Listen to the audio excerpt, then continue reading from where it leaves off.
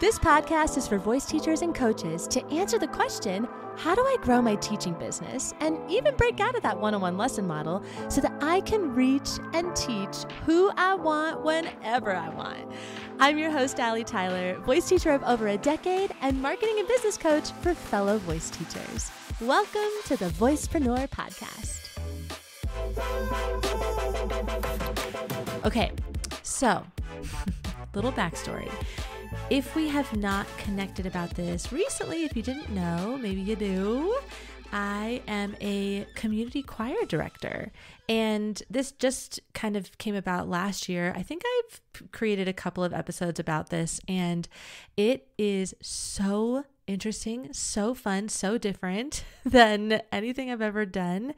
Just, like really in terms of catering a group and, like really connecting with people about how to do performances and how to link up networking and how to market for such a big group and what type of music to do. And oh my gosh, it's so interesting and so fun. So I love that my choir is becoming a family. I love that they're connecting in this way through music, and they're all amateurs, right? They're adults and they're learning about how music works and how to sing. And it is so freaking fun. Now, at the same time that I'm doing my community choir, I am also, I'm on this kind of like maternity / not maternity leave. I don't even know really what you want to call this. But it's a period of time where I am just not really doing private coaching. Like I'm doing other things, but I'm not doing private coaching. However, I do have a wait list of, I think it's at 20 voice students now who want to take private voice lessons with me. And I don't have time for that. So what am I going to do? I'm going to stick them in a group class. And so I am finalizing, oh my gosh, I'm so excited. I am finalizing a group voice class that is going to meet here in person in my little town in Colorado. And we're going to kind of experiment with what that is. But what I am doing and why I'm so excited to share this episode with you is I am finding these really cool immersions, a really great blend of singing, voice planning, voice teaching, our voice world, right? What we do as voice coaches, and marketing and strategy and how to actually grow your business. So follow my thought here, okay? Follow my thought. I hope it's not too wild. I don't think it's too wild. So here I am. I am planning out the lessons for the next, we've got 8 or 9 sessions left until the holidays. And I'm thinking through, what are we going to sing? What are we singing? And really specifically, like, how am I going to help them become better musicians and have repertoire, right? So important that they do both. And I don't have the time in one class setting to be able to do things like ear training and sight singing and harmonizing and vocal technique and oh yeah, let's sing some songs and let's refine those songs and let's perform those songs. Like it's just not enough time to be able to do it all, right? And I have felt myself as a voice coach, like really getting into that territory of like voice teaching with my choir. And I realized, wait a minute, I'm a voice teacher. And so many of my choir members are the people who are on my wait list. There's plenty that are not, but there are a lot that are. It's a great feed, right? Going from a group class or a group situation into private lessons. So there's marketing tip number 1. And so these people are on my wait list because they want more time doing the vocal technique. They want to learn how to sing. And I just don't have enough time to really go into depths of it in choir class, right? So now I know this and I go, rather than teaching vocal technique in the choir, I'm going to save that for this group voice class, right? I'm going to funnel them in there.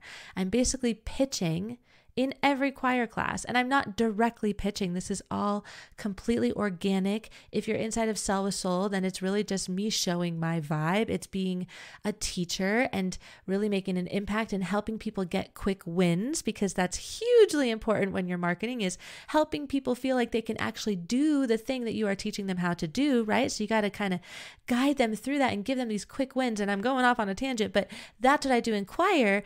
And I'm leading them to my group voice class, right? Because they're experiencing these little wins like, ooh, I just found my head voice. Wait, I didn't know that I could sing in a mix of both. Wait, you mean I can sing those songs that I love and not crack in them? Wait. And they're thinking, oh my gosh, I want to learn how to do that, right?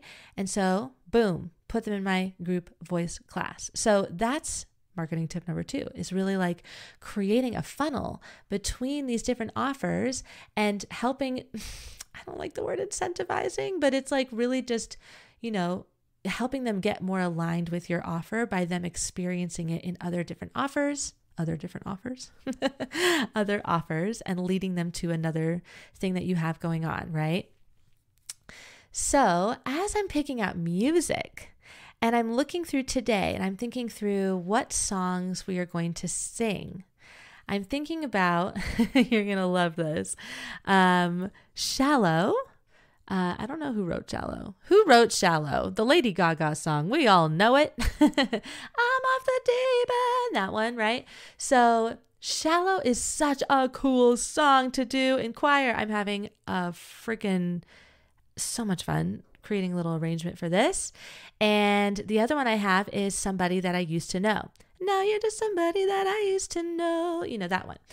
So I've got these 2 songs and I'm looking at the chords and I'm playing them on the piano and I'm preparing myself and I'm thinking, okay, this is the part where it gets a little tricky, because do I teach this in the original key or do I move it down or up or, whatever direction, usually down, whatever direction it needs to go, right?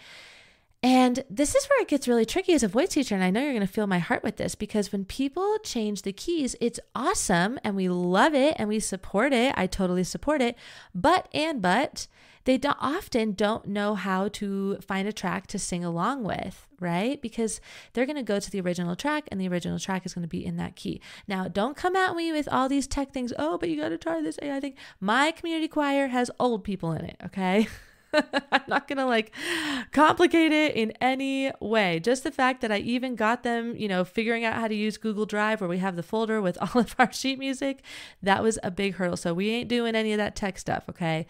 But, I'm thinking through this, they want to be able to sing along with the original song, right? The original song is going to come on at karaoke. It's going to come on, when they're shopping with their friends and they're at whatever. It's like we always hear it and they want to be able to sing along with that original key. So if they want to be able to sing along with that original key, let's say Shallow, for instance, I think it's in the key of G or E minor. So if that's the case, they are singing pretty high, right? At least, depending on their skill level. And remember, amateur adults. These people have never taken voice lessons. They're here to explore their voice, just getting to know their voice and feeling confident enough to be able to sing it in a group. So, I'm very delicate with that. And I usually will put things a little bit lower so that they feel more confident, because I'm not about to stretch them right away. But at the same time, I'm recognizing that they want to be able to sing things, like I said, in those environments. They want to be able to sing things in that key. So what would you do? That's my first question. What would you do? Would you keep your songs in the original keys, especially if you're doing pop songs, or would you change the key? I'm so curious. So please let me know. So right now, this was my thought process, right? I've been thinking through this for the last 20 minutes. Do I change the key? Do I not change the key? What do I do? So right now, here's where I've landed. I have landed on, we're going to keep it in the same original key. And what we're doing is, going back to the class, we are talking about harmonizing. So we're going to learn how to harmonize it. People can pick which part they want to be able to sing or, want to practice singing. And that can be their part. It doesn't matter to me. And then I'm going to lead them to the voice group class, right? Because what's going to happen? They're going to sing this. And again, I'm not doing this intentionally. And I'm going to explain that in just a second. This is not sleazy marketing. But hear me out when I say we want them to feel a little bit challenged when they are going for that quick win. In other words, we want them to realize, man, this is going to sound so weird. How do I say this in the right way? We want to help them understand that this is a big subject that they are going to need more support around, right? And this is for any and everything that you offer. Your offer is that thing. It's the thing that really goes into depth on whatever your topic is, right? Singing, mindset, belting, mixing, blah, blah, blah, whatever it is. It's going to go in depth and really give you so much depth on that topic, right? And so going back to, introducing that topic to them for the first time, let's say it's a freebie, right? It could be just a freebie, or it could be, again, like a class that you're doing. You hook up with a high school and you put on a class for them, a master class or a workshop, or, anything where you're really getting yourself out there and you're introducing this idea of singing and teaching, singing and voice lessons and all of the stuff that we believe in. What are we going to do? We're going to challenge them a little bit, because they will recognize within themselves, oh, there's so much more to learn here. I can't just sing shallow like Lady Gaga does, even though I want to. And even though, of course, we're comparing ourselves to Lady Gaga, and that's freaking crazy. But we are helping them see that there's a bigger picture. And more importantly, we are inspiring them. And that's where the win comes in. When they do experience some sort of win with their voice or whatever the thing is, and they're a little bit challenged, that is the sweet spot. That is what we're going for. And I was like, oh my gosh, that's so funny that I'm literally doing this based off of the freaking key of the song. I am going to inevitably grow my group class. I just know it. Grow my group class with a couple more people who are probably going to sign up after today's class, because I'm leading them right into that, which is a whole other episode on how I'm actually marketing that tonight and at the choir and everything. But I know they're going to join, because they're going to be like, oh my gosh, I want to learn how to sing. I want to do it in that key. Man, that was tough. I need to learn more about vocal technique. I'm going to go take Allie's group class. She's only offering 5 sessions this whole year. Oh my gosh, let's go do it, right?